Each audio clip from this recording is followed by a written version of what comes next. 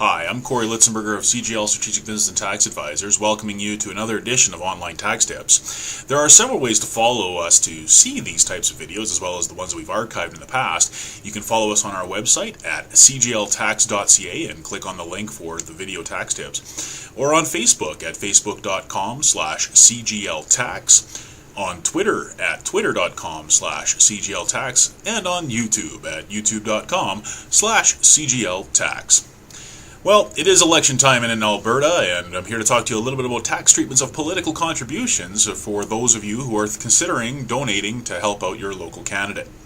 In Canada, there is a cap of how much you can contribute to your local riding's candidate.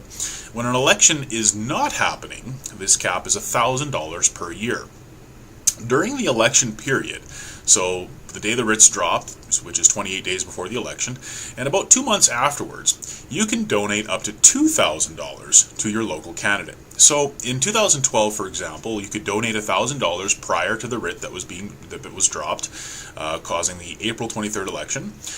Come July, we'll say for safe situation, come July, that $1,000 limitation will apply again for those who haven't contributed previous to the writ, but you can still donate $2,000 during the campaign, during the election period, the 3-month election period, and the $1,000 limit outside of that. So $3,000 basically in 2012 to your local riding.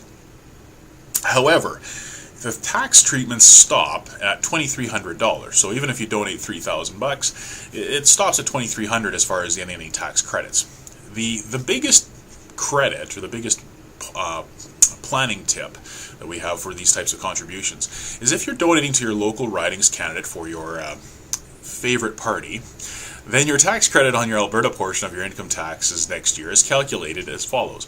So the first $200 that you give to a political party, or to any political party for that matter, throughout the year, whether it's campaign time or during the rest of the time, you get 75% back on the first $200. So that's up to $150 back.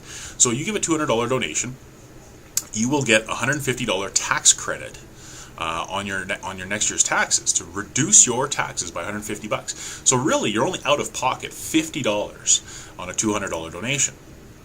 $50 isn't that bad when you think about how, the fact that the reality is you're giving $200 to somebody you support for the party that you support, and at the end of the day, it only costs you $50. It's not a bad idea. The next part, after $200 and up to $1,100, so the next $900, is 50%. So you can get an extra $450 back if you spent an additional $900. So $1,100, so far you'd get $600 back. So for those that are willing to go that route, they can. And then it's a third after that $1,100. But there is a cap, because you can only get on that tax treatment. So remember, it's saying that you get up to at $2,300 that thing stops. Well, so you can donate over $1,100. Obviously, you can only do the $2,000 to your local riding. You can donate to the party's head office over and above that. There's a different threshold for that. We'll get to that in a minute. But the third portion, so you can donate an extra $1,200. You only get an extra $400 back. So, essence, if you were to do the full $2,300 out of your pocket, you would save $1,000 in tax.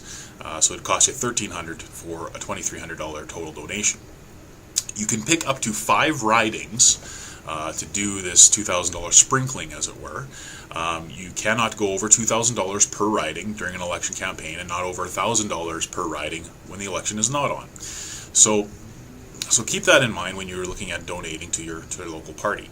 If you donate more, the party actually has to refund, or may be required to refund the money, and you will not get a receipt for the full amount.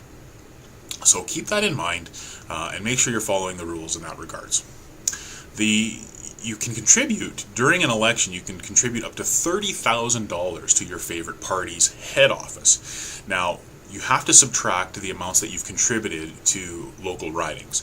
So if you decided if you are wealthy enough and want to influence that regards, you can donate up to $2,000 in up to 5 ridings, which would be $10,000 total. The remaining $20,000 that you could donate to the head office of the party. So that would be your $30,000 total contribution. Keeping in mind that for tax purposes, you only get to deduct $2,300, okay, and shelter $1,000 in tax. So as far as you wanting to help out your local candidate is what I would strongly recommend for all of you considering this. Get involved. I mean, this is probably one of the most exciting elections we've seen in this province in a very long time. So please get involved. And if you're thinking about helping out, $200 by volunteers or by supporters goes a very long way in a campaign. So $200 costs you only $50 when it's all said and done. So really, you give $200 today, you get $150 back when you do your taxes next year. It really only costs you $50. It's a night out on the town. So really, get involved, help out your campaign for every party involved. Donate to the campaigns for every party involved. I have my favorites, as it's obvious. But if you'd like to donate to your local candidate, get in touch with their campaign team or office.